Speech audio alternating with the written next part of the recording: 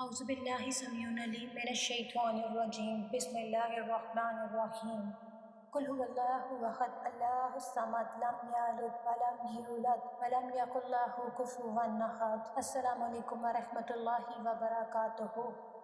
آج میں آپ کو الصحیح البخاری سے کچھ احادیث سناؤں گی۔ سب سے جو پہلی حدیث ہے وہ اس بارے میں ہے کہ اسلام یہ جو کہ ہمارا دین ہے یہ آسان ہے۔ حضرت صلی اللہ علیہ وآلہ وسلم نے فرمایا اللہ کو وہ دین بہت پسند ہے جو سچا، سیدھا، آسان ہو۔ اس سے اگلی حدیث میں حضرت صلی اللہ علیہ وآلہ وسلم نے فرمایا بے شک اسلام کا دین آسان ہے اور دین میں جو کوئی سختی کرے گا تو دین اس پر غالب آئے گا، اس لیے درمیانی چال چلو اور افضل کام نہ کر سکو تو اس کے نزدیک رہو اور ثواب کی امید رکھ کر خوش رہو، اور صبح کی چہل قدمی اور شام کی چہل قدمی اور رات کی کچھ چہل قدمی سے مدد لو۔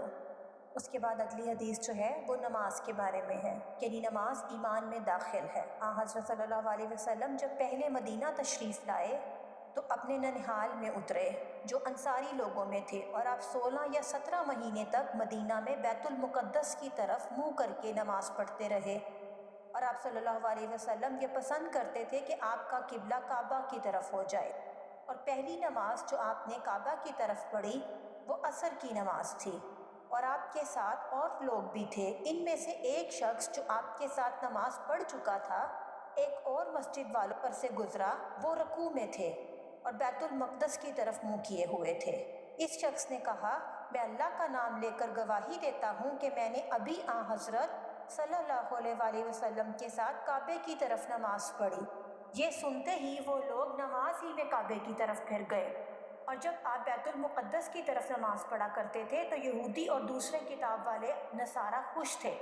جب آپ نے اپنا منہ کعبے کی طرف پھیر لیا تو انہوں نے برا مانا، لیکن کچھ لوگ جو تھے وہ قبلہ بدل جانے سے پہلے ہی فوت ہو گئے تھے اور وہ اگلے ہی قبلے کی طرف نماز پڑھتے رہے تھے، اور کچھ شہید ہو گئے تھے۔ تو ہم نے سمجھا کہ شاید ان کے حق میں کیا کہیں کہ ان کو نماز کا ثواب ملا ہے کہ نہیں۔ تب اللہ تعالیٰ نے یہ آیت اتاری کہ اللہ ایسا نہیں جو تمہارے ایمان اکارت کر دے، یعنی تمہاری نمازیں۔ اس کے بعد اگلی جو حدیث ہے وہ اسلام کی خوبی کا بیان کے بارے میں ہے، یعنی حضرت صلی اللہ علیہ وسلم سے سنا کہ آپ صلی اللہ علیہ وآلہ وسلم فرماتے تھے جب کوئی بندہ مسلمان ہو جائے بس اچھی طرح مسلمان ہو تو اللہ اس کا ہر ایک گناہ اتار دے گا جو وہ اسلام سے پہلے کر چکا تھا۔ اس کے بعد حساب شروع ہوگا، ایک نیکی کے بدل ویسی 10 نیکیاں اور 700 نیکیوں تک لکھی جائیں گی، اور برائی کے بدل ویسی ہی ایک برائی لکھی جائے گی مگر جب اللہ اس کو معاف کر دے۔ حضرت صلی اللہ اس کے بعد اگلی حدیث جو ہے وہ حضرت عائشہ رضی اللہ تعالیٰ عنہ سے مروی ہے کہ حضرت صلی اللہ علیہ وسلم ان کے پاس تشریف لائے، وہاں ایک عورت بیٹھی تھی، آپ نے پوچھا یہ کون ہے؟ حضرت عائشہ رضی اللہ تعالیٰ عنہ نے کہا فلانی عورت ہے، اور اس کی نماز کا حال بیان کرنے لگی۔ تو آپ صلی اللہ علیہ وسلم نے فرمایا وہ کام کرو جو ہمیشہ کر سکتے ہو، کیونکہ قسم اللہ کی اللہ تو ثواب دینے سے نہیں تھکے گا، تم ہی تھک جاؤ گے۔ اور حضرت صلی اللہ علیہ وسلم کو وہ عمل بہت پسند تھا جس کا کرنے والا اس کو ہمیشہ کرے۔ اگلی حدیث ایمان کے بڑھنے اور گھٹنے کا بیان کے بارے میں ہے۔ حضرت صلی اللہ علیہ وسلم نے فرمایا جس نے لا الہ الا اللہ کہا اور اس کے دل میں جو برابر بھلائی یعنی ایمان ہو تو وہ ایک نہ ایک دن ضرور دوزخ سے نکلے گا، اور جس نے لا الہ الا اللہ کہا اور اس کے دل میں گیہوں برابر بھی بھلائی ہو وہ ایک نہ ایک دن ضرور دوزخ سے نکلے گا، اور جس نے لا الہ الا اللہ کہا اور اس کے دل میں ذرے یعنی چونٹی کے برابر بھی بھلائی ہو تو وہ ایک نہ ایک دن ضرور دوزخ سے نکلے گا۔ ایک شخص حضرت صلی اللہ علیہ وآلہ وسلم کے پاس آیا، سر پریشان یعنی اس کے سر کے بال بکھرے ہوئے تھے، ہم بھن بھن اس کی آواز سن سکتے تھے اور اس کی بات سمجھ میں نہیں آتی تھی، یہاں تک کہ وہ نزدیک آن پہنچا۔